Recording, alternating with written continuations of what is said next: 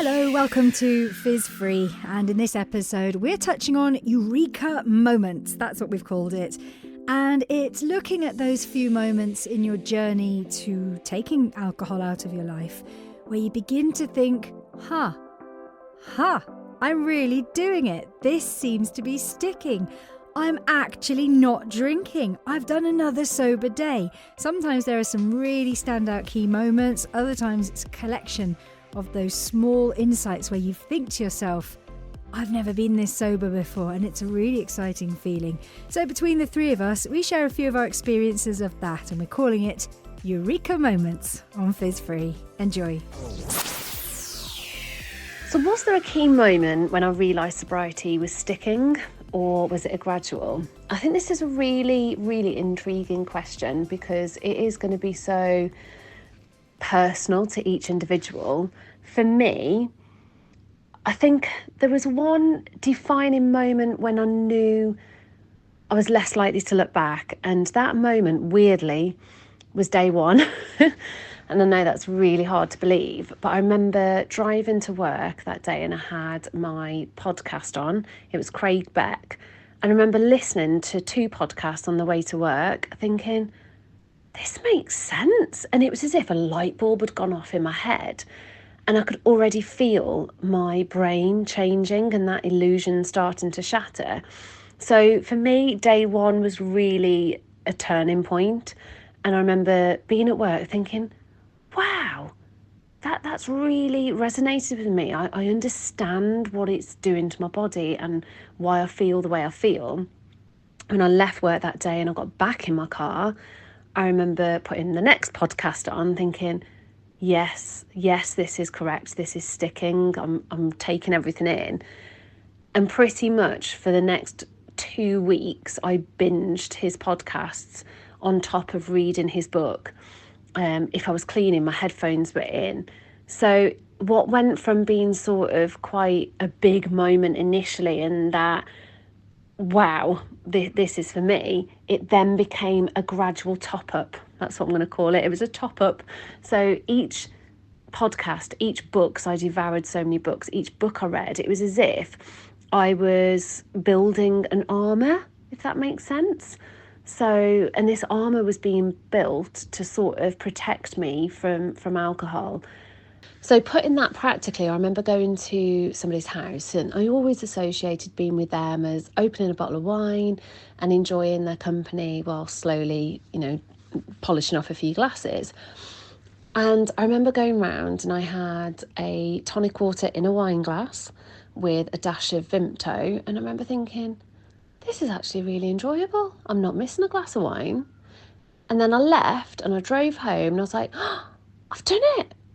Oh my gosh, I've actually done it. I've been to somebody's house who I associate with having a nice relaxing glass of wine, and I've replaced that with a nice relaxing glass of tonic. So that was another really good moment for me. And then it's just kind of like crept up a little bit like a piggy bank where you just put in coins in every day. And each experience contributed to those key moments thinking, sobriety is sticking. Sobriety is definitely something that I'm doing. It's not just something I'm going to give up and throw the towel in. I don't know if I use the word sober very often, but when somebody talks about drinking and I just go, oh yeah, I don't drink. Every now and again, I'll get a, oh, I'm sober kind of moment. And that is one of those moments that I'll go, oh my gosh, I'm really doing it. Like I am sober. And it kind of like brings it to the forefront of my mind because honestly, I don't think about it that often. Does it come up in my life every day? No, it doesn't anymore. And, when you watch these programs, like, I don't know, there's people, isn't there, on soaps and stuff that, we knew that they had an alcohol problem years ago, and every now and again you see them like really struggling and really wanting a drink. And I don't think that's true.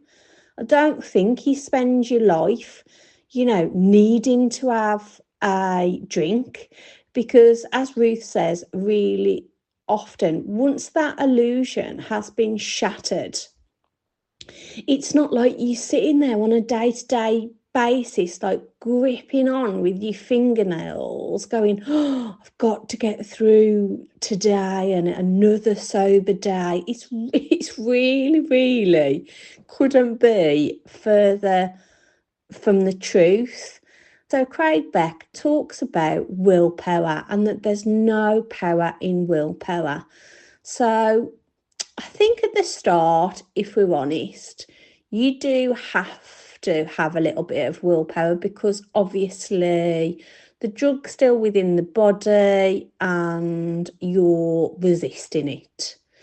But once that withdrawal period has gone and you realise the benefits, there is no willpower required because you don't go, oh, I really, really, really want that glass of wine, because you don't you just genuinely don't need that glass of wine. That's been a huge point. When you stop desiring it and you stop wanting it, and then it doesn't even become a thought. And when people say, oh, why aren't you drinking? You're like, oh God, yeah, I'm not drinking. And it's kind of an afterthought. Like, it's so ingrained in your everyday norm that when people call you up on it, it's like, oh gosh, yeah, I don't drink. Another moment is, I'm really doing it, when you, I don't know, perhaps you're going to the gym and you're doing a health questionnaire, or you're at the doctor's and they're asking you questions, and it's like, how many units of wine do you drink or alcohol do you consume? And it's like, oh, I don't drink. And it's like, oh, I've just said that out loud. I don't consume alcohol. I don't drink. I'm alcohol free.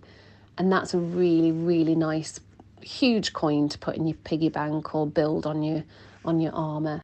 Most of my sort of Eureka standout moments were within that first year.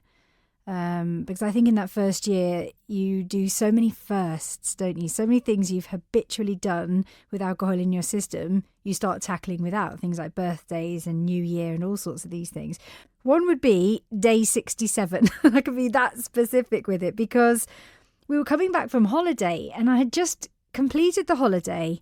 And we were in the car and I was a passenger and it was a really, really long, boring drive. And I remember thinking, I'm not exactly sure how many days I'm on. I need to check my tracker. I'd never had to guess. Until that point, I'd pretty much known exactly how many days I'd crawled through. But we'd been away on this holiday. I'd been out of my routine. And I thought, I actually don't quite know if I'm 60 this or 60 that. And I had to open up my phone to have a look. And then when I saw that number, I just remember seeing that number, sort of 67. I remember thinking, hey, wow, that's so cool. And it sort of ties in with something I'd read, that it takes about that sort of time for habits to change. And I just remember sort of looking out the window and holding my phone. I didn't say anything to anyone. I was just minding my own business. But I remember thinking, I've just completed a holiday. I've been out of routine. I've been in an environment where it would have been very easy to drink. And I didn't. And I actually lost count of my days a little bit. And I just thought, I'm doing it. This looks like it might be sticking. So what's that, 3 months, is it? About 2.5 months. 2.5 months in, that was quite a standout moment for me. And not all that long after that, I'd say day 88. And the reason I can tell you that is because it's the day I set up my sober Instagram account. I go by Gibraltar_rock_sober. Gibraltar_rock_sober. And I set it up that day, and it was autumn time. And I remember sort of thinking, I want to record this. I want to document it because it feels like it's going somewhere. And I went down to the beach, stood on the pier, and it was sunset. And I just stood and turned very slowly in a circle doing a video. And it felt peaceful and it felt sort of meaningful. And I thought, I'm going to put that as my first video on this new Instagram account because I think this is happening. I think I can identify with being a sober person. And I did. And that video is still sitting there on my account. And it's just quite a peaceful, that sort of sunset vibe. There was a coolness in the air. It was just a really, really nice sort of moment. So again, that was day 88. So again, coming up to about 3 months. Around then, I think, starting to really believe I might be able to make this work. Another one, which I always look back quite fondly of, and Jane, this is quite personal to both of us, but obviously we go on a couple of holidays together every year. And I think previously our holidays have been get the kids to bed, make sure they're safe, they're fed, they're warm, they're tucked up, they're comfortable. And all the adults would sit outside, have a game of cards, and we'd slowly drink throughout the night, sometimes till 2 a.m. Am I right, Jane? And I think the first year I gave up drinking and I was sitting around the table and I looked around and everybody was drinking and I was at that point the only one who wasn't. I remember feeling, wow, I'm doing it. It's that classic, I'm really doing it. And I remember going to bed that first night of that first sober holiday thinking, I've done night one and that was fine, that was easy, I can do this. Then you get to night 2 and night 3 and you just get more and more comfortable. And then obviously a couple of holidays down the line, Jane joined me. So we were sober together. And then my dad joined me. So now, don't we, Jane, when we go on holiday, there's actually 3 sober adults. So it's very, very much normalised within our family now, which is really nice. And I think that's another I'm doing it moment when you actually sit and acknowledge that it snowballs. You know, I sort of started the ball rolling and so many people have sort of been inspired or, you know, looked at me and thought, oh, that looks interesting, I'll give that a go. So that's another really, really nice I'm doing it moment. There was one point where I realised, gosh, I'm really doing it. And I wouldn't say it was a negative, but I would say it was a difficult time. I definitely didn't want the booze. I was 6 months in. I was quite comfortable with the decision that I'd made.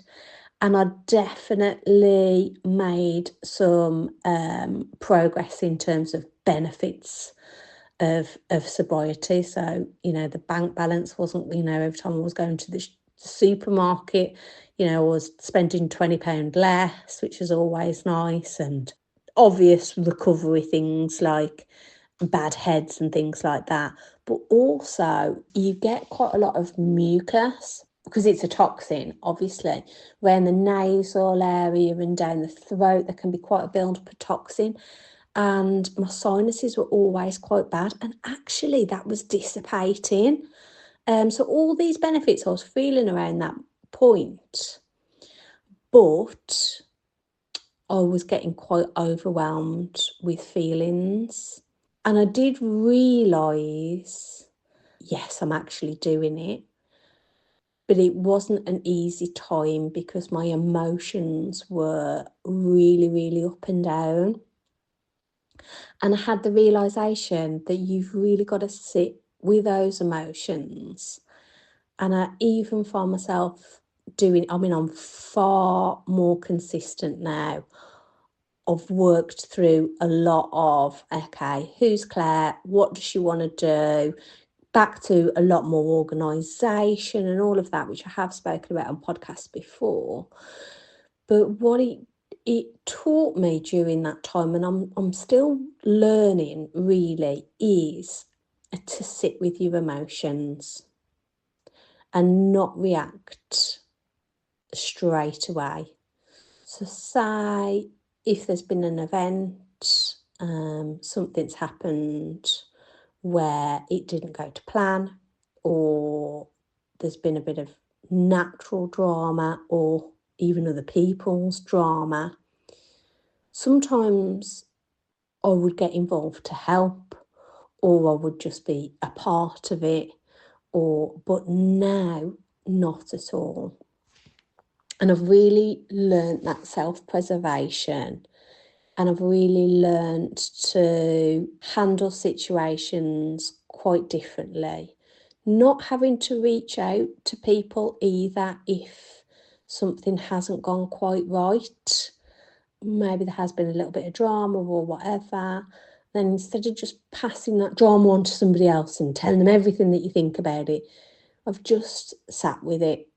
And sometimes I let it go, and sometimes I just think, let me find out first what I think and feel about that situation before I bring a load of people in and create more drama. to really learned, and I think that was about 6 months in, I started feeling like those emotions get really, really muted when you're drinking. So you're either recovering or you're thinking about having a drink or whatever. And when you've got that space in your brain, and maybe you are thinking about something that's happened at work or something that's happened at home, really sitting with those emotions and finding out how you feel about them rather than reacting to them. I think that kind of came in at about 6 months, and I think it's something that really needs to be aware of, because there's so many positives with sobriety, but what it also brings, which is a positive, is it brings you to the forefront of your brain and how you deal with things, and it really makes you analyse yourself. And it is a positive thing, I promise you, but it just takes a little bit of hard work and can be hard to get through. I personally feel like it's a really big thing to help you grow, but it's something to be aware of. New Year's Eve I found really tough. I was about 6 months sober going to New Year's Eve, and I'd say within my first year that was the hardest thing I went through, because I lurched from hour to hour to hour, just marking time. I found that really tricky because just such pure association with drinking. And after that, a colleague's wedding, I went along to that. I drove myself there, I drove myself back, but again, that was coming up towards the 1 year mark.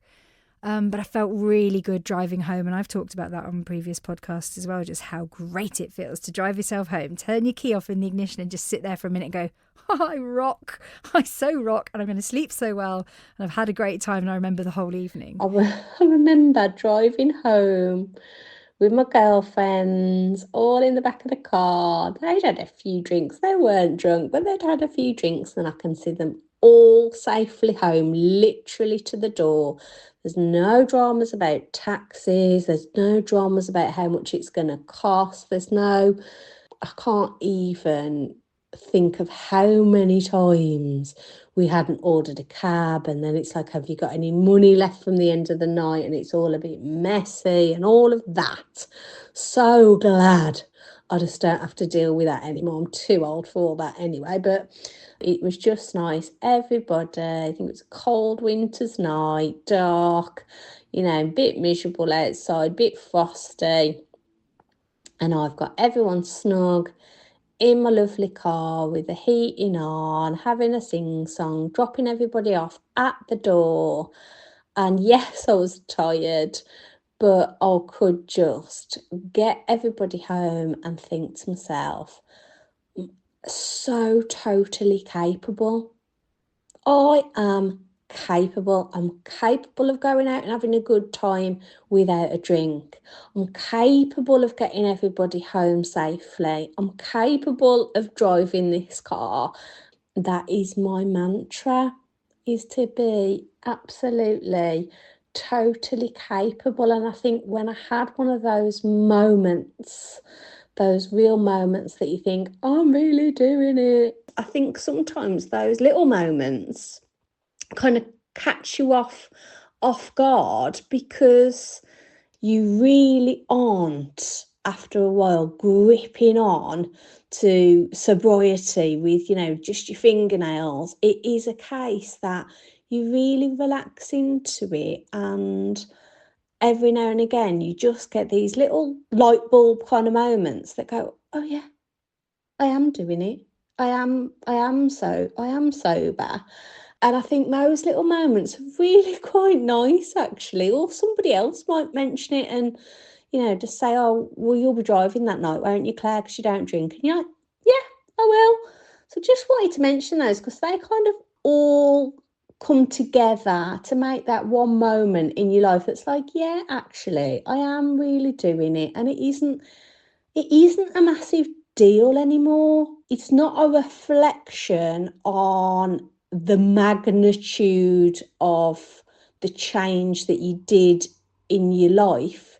It's just it did happen, and now it just becomes kind of less and less, really. One more, which is just kind of a generic sort of routine on a Friday and a Saturday, which was when I would normally have a glass of wine. Part of that routine was me and my husband would buy something nice to cook for dinner because it was a weekend.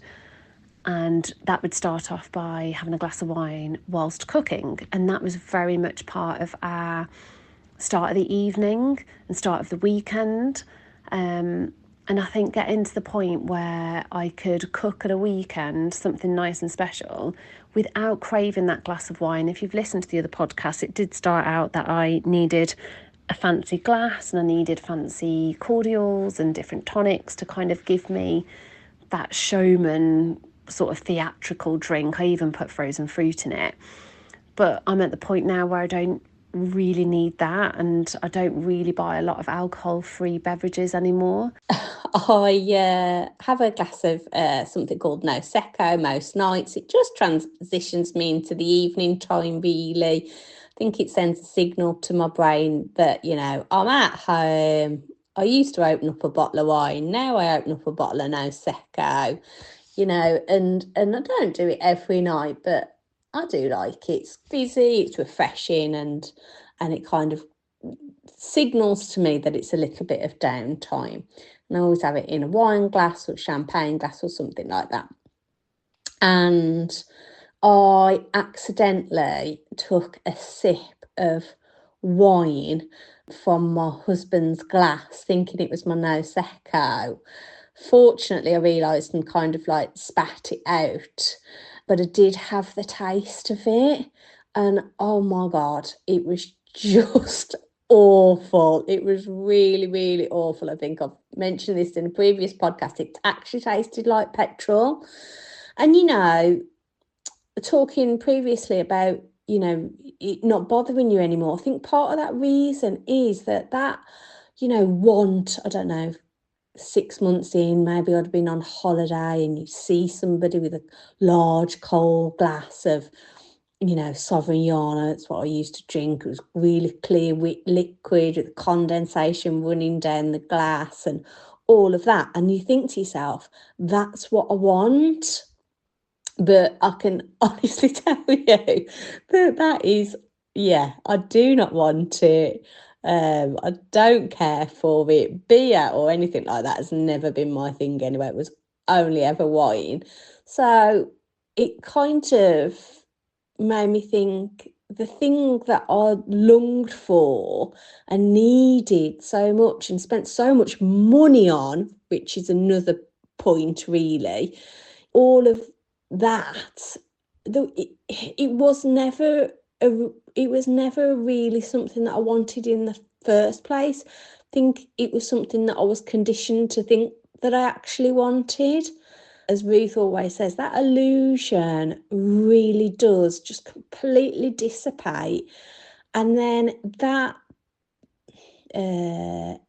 passion, I suppose, if you want to call it that, or addiction, or that energy is a better word for that want for the wine, or want for the escape, or, you know, want for that relaxation, actually transports over into different things. So I do find myself having like little obsessions with certain things. Sometimes it can just be a TV program. Sometimes it can be a new project, but I do sort of have to expel that energy, because it does take a lot of energy to consume wine or alcohol in it. You know, there's the recovery, there's the planning when you're going to have it, there's the money spent on it, you know, there's the time that you're drinking, that I know Jane talks about this a lot, that you've got a couple of hours on that evening. Well, that time you then need to transpose into something that you really either want to do. Could be going out, you know, to a climbing centre, or could be joining a choir, or in my case, it's a little bit more downtime and some time spent now doing some educational stuff, so I'm at uni. I wouldn't have time now, if I'm totally honest, to fit in alcohol, because it does really take up a lot of time. Hitting 365 days, to me, that felt just so significant. A bit like if you've ever had a baby, if any parents might sort of, know how that feels. You reach that 1 year mark and you think, we've covered every season. We've covered every special occasion. There is nothing now that we can't do. That's how I felt. I reached 365. I got a tattoo to mark it, because that's when I truly knew. I thought, do you know what? If I can do a year, if I can do all of those significant moments, I know now, I really believe I'm a sober person. I am one of them. I have become one, truly. And I felt like I'd really grown my wings. Now, I hear from other people that it can take years more of time to consolidate. And I think it is really important we point out that this journey is so personal for so many people, but it felt exciting. And I think we need to let ourselves be excited. I remember hearing somebody saying, yes, let yourself be excited. It is exciting to contemplate a life without alcohol. It is a wonderful thing. You are allowed to feel optimistic and positive about this, because you are making that change. You are doing it for yourself, and you are absolutely capable. So if you have those sort of excitement waves of thinking, oh my gosh, I'm doing it, grasp it and go with it. These moments, these I'm really doing it moments, when you realise that sobriety is sticking, it doesn't have to be one huge light bulb moment. It could be a series of little achievements and little key moments that all add up to one big moment. And I think what's really important when you're going through a sober journey is, of course, look forward, but actually there's nothing wrong with looking back. There's nothing wrong with thinking, wow, look how far I've come. And if you've ever read the book, and I'll probably butcher the name of it, it's something along the lines of The Boy, the Fox, the Mole and the Horse, or something like that. It's a beautiful, beautiful book. And if you haven't read it, it is kind of a children's book, but it does relate to adults. It's basically like affirmations and really positive thoughts. And one of them is, oh, look how far we've got to go. And the mole says to the boy, I think it is, yes, but look how far you've come. And I think that's what you really have to resonate with, is it is a journey. And don't just focus on how far you've got to go to reach that finish line, because are you ever going to reach the finish line? Do you need a finish line? I'm at the point now, and this is my last key moment, which I'm going to reference. I don't need a finish line, because there's no end to sobriety. There's only forever in my eyes. And it's okay to look back and look at those footsteps, look at those footprints you've left behind, because that's hard work and strength that you've shown to live a much better life. Thank you for listening to Fizz Free from your hosts Ruth Jane and Clare. A reminder, we're three ordinary women who cut alcohol out of our lives and now feel passionately about sharing for free the multiple benefits of living a sober lifestyle. You can find us on Instagram, on Facebook, on most streaming platforms, as well as on X. We'd love it if you give us a like, a share, a follow to spread the word, and to get in touch by email, it's fizzfree0@gmail.com. All the best for a fizz-free life. Less fizz, more free.